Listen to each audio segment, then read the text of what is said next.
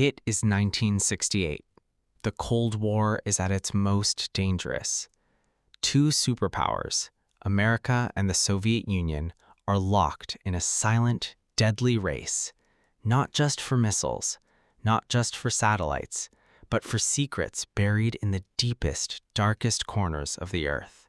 And on the night of April 11th, somewhere in the vast Pacific Ocean, the Soviet submarine K-129 vanishes without a trace. No distress call, no wreckage on the surface, no survivors, just silence swallowing 3,000 tons of steel, 98 men, in one of the most coveted intelligence prizes in the history of modern warfare. What the world didn't know, what even most of the US government didn't know, is that America was watching, and America was going to go get it. K-129 was no ordinary submarine. She carried nuclear ballistic missiles. She carried Soviet codebooks, ciphers, and communication equipment, the kind of intelligence that could rewrite the entire balance of power between East and West. She was, in the language of the intelligence community, a gold mine. And she was sitting on the ocean floor, 3 miles down, in total darkness, in international waters. The U.S. Navy's underwater hydrophone network, a top-secret listening system called SOSUS, had picked up an anomalous acoustic event in the Pacific in early April. A signature consistent with an implosion, the kind you get when a pressure hole fails at extreme depth. They had a location, rough but workable, approximately 1,560 miles northwest of Hawaii.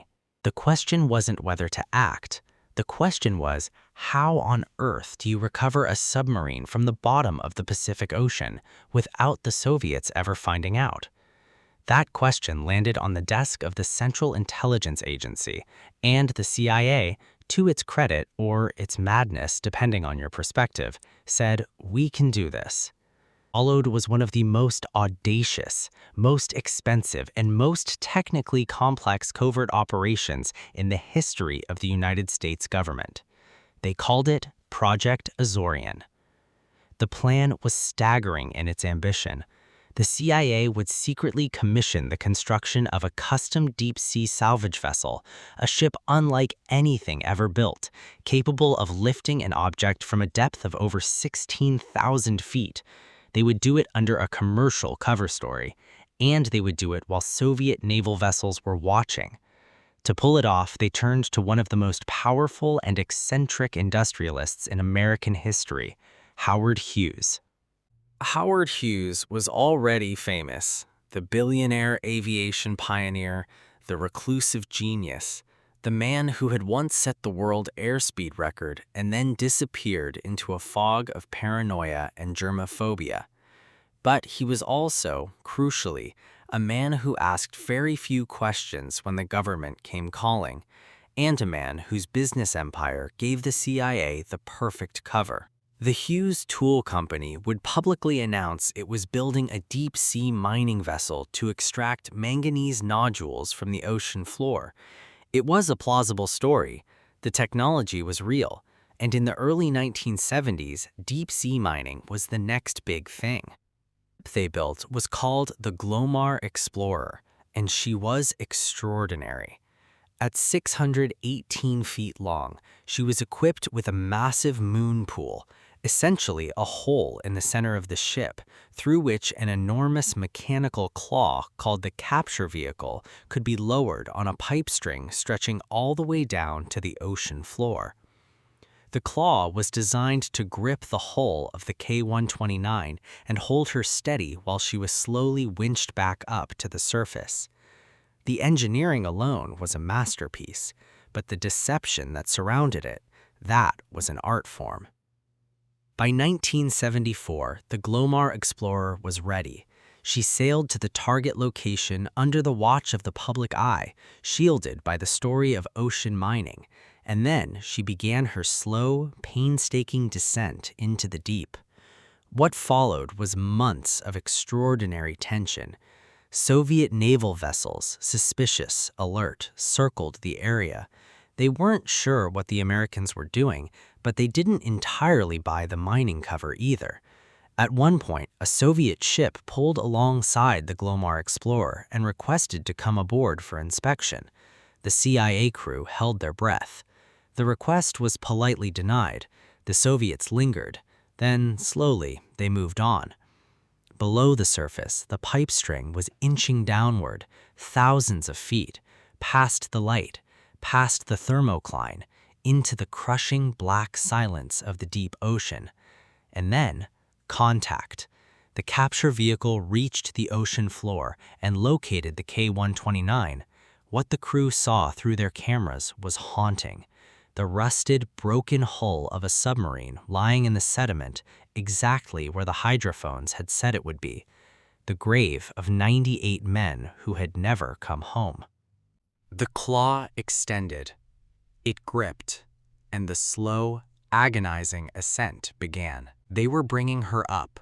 3 miles of ocean between the prize and the surface, pipe string groaning under unimaginable stress, the whole operation on the razor's edge, and then disaster. At approximately 6,000 feet from the surface, something failed. Multiple tines on the capture vehicle broke under the strain. The K-129, or most of her, slipped back into the abyss. In Washington, the men who had spent 6 years and an estimated $800 million on this operation stared at their reports in silence.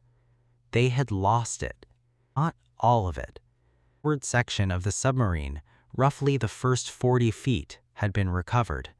Inside that section, the CIA found what would later be described in declassified documents as objects of significant intelligence value. Torpedoes, they found equipment, they found codebooks, and they found the remains of 6 Soviet sailors. The question of what to do with those sailors says something profound about the nature of this operation, about the human beings inside the machinery of Cold War espionage. The CIA gave them a burial at sea. A Navy chaplain conducted the service. The ceremony was filmed, and for years that film sat in a vault, classified, unseen, until 1992, after the Cold War had ended, when the CIA made the extraordinary decision to give the footage to the Russian government. It was a quiet act of dignity in the middle of one of history's most ruthless intelligence operations. Former Soviet President Mikhail Gorbachev reportedly acknowledged the gesture personally. Years after the operation, Project Azorian remained one of the most tightly held secrets in the U.S. government's history. The men who built the Glomar Explorer, who designed the capture vehicle, who held their nerve while Soviet ships circled overhead, they went home. They told nobody. They went about their lives carrying the weight of something extraordinary that they could never share. Then, in 1975, the story began to leak. First to journalist Seymour Hersh, then to the Los Angeles Times, then piece by piece into the public record, though the government fought every disclosure. It was a CIA spokesperson's response to a journalist's inquiry that gave the world one of the most famous non-denials in history. When asked directly whether the CIA had been involved in deep-sea salvage operations, the agency could neither confirm nor deny the existence of such a program. Neither confirm nor deny.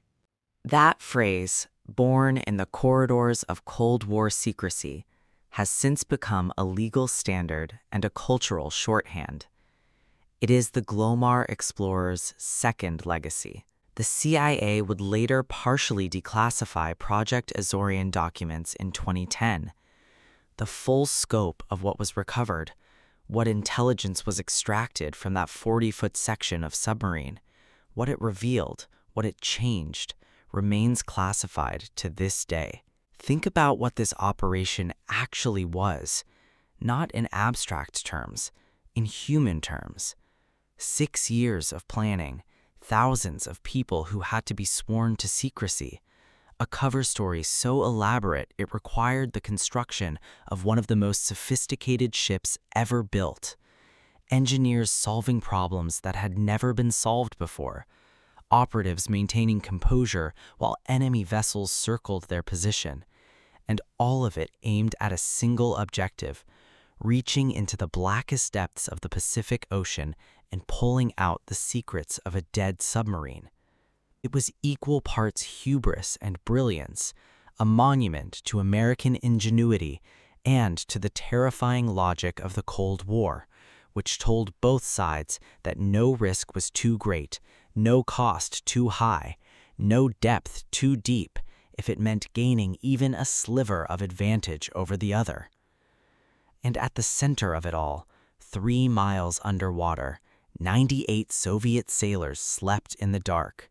Men with families, with lives, with names the world would never know, while 2 superpowers fought over what they left behind. Our explorer herself survived the Cold War.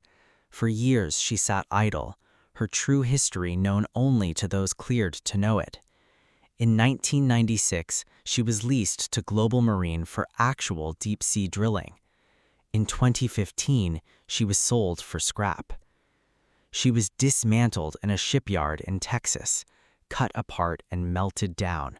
The most extraordinary spy ship ever built, reduced to raw material. Howard Hughes died in 1976, on an airplane, fittingly, the domain where he had once been a god, never having publicly spoken about his role in the operation. The engineers and intelligence officers who designed and executed Project Azorian were given no ticker tape parade, no public ceremony. Many of them took their stories to their graves.